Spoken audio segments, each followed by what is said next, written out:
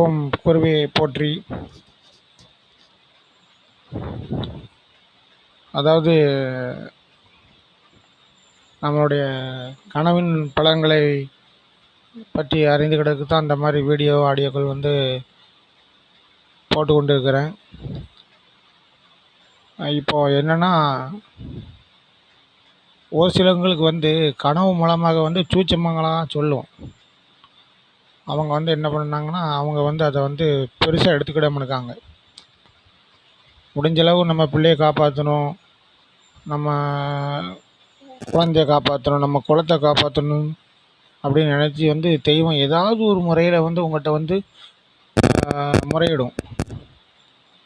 அதில் ஒன்று தான் கனவு. கனவு வர்றது ரொம்ப ஒரு அதாவது கண்டிப்பாக தெரியப்படுத்தணும். நம்ம பிள்ளைகிட்ட நம்மளால் முடியலை, அதனால் நம்ம பிள்ளையில கண்டிப்பாக முறையில் தெரியப்படுத்திடணும் அப்படின்னு சொல்லி தான் கனவு வருது. அது நீங்கள் கொஞ்சம் நல்லா புரிஞ்சுக்கிடணும்.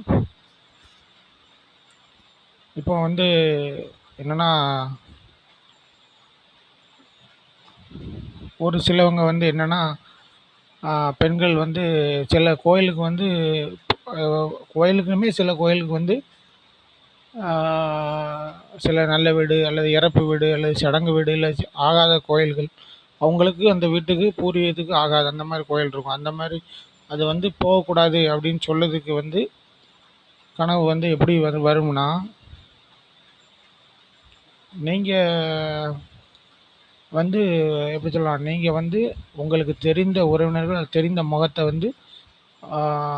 முகமுடைய ஆட்களை நீங்களே சண்டை போடுற மாதிரி, சண்டை போட்டு வீட்டை விட்டு வெளியே போ அல்லது அடிக்கிற மாதிரியோ இல்லை கோவப்படுற மாதிரியோ இந்த மாதிரி நீங்கள் கண்டீங்கன்னா அதோட அர்த்தம் அதுதான். நீங்கள் அந்த இடத்துக்கு போகக்கூடாது. எனக்கு அந்த உங்கள் குலதெய்வம் நீங்கள் உங்கள் இஷ்ட தெய்வமோ குலதெய்வமோ உங்கள்கிட்ட சூட்சமமாக சொல்லக்கூடிய கருத்து. நீங்கள் இந்த இடத்துக்கு போகக்கூடாது, இது உங்களுக்கு நல்ல பலன் அளிக்காது, உங்களுக்கு பிரச்சனையை கொடுக்கும், என்னால் உங்களுக்கு உதவி பண்ண முடியாது இந்த மாதிரி போனீங்கன்னா அப்படின்னு சொல்லக்கூடிய அர்த்தம் தான் அது. மறுபடியும் சொல்லுதேன், உங்கள் குழந்தையோ அல்லது உங்கள் உறவினரோ உங்கள் அண்ணன் தங்கச்சியோ இல்லை உங்கள் கூட தெரிஞ்சவங்களையோ நீங்கள் சண்டை போடுற மாதிரியோ அடிக்கிற மாதிரியோ இல்லை பகை கட்டுற மாதிரியோ இல்லை கத்திட்டு போகிற மாதிரியோ கண்டிங்கன்னா அதோட அர்த்தம் இது தான். புரிஞ்சுக்கோங்க. அது சூட்சமாக உங்களுடைய குலதெய்வம் உங்கள் இஷ்ட தெய்வம் நீங்கள் கும்பிட தெய்வம் உங்கள்கிட்ட சொல்லுதுன்னு அர்த்தம்.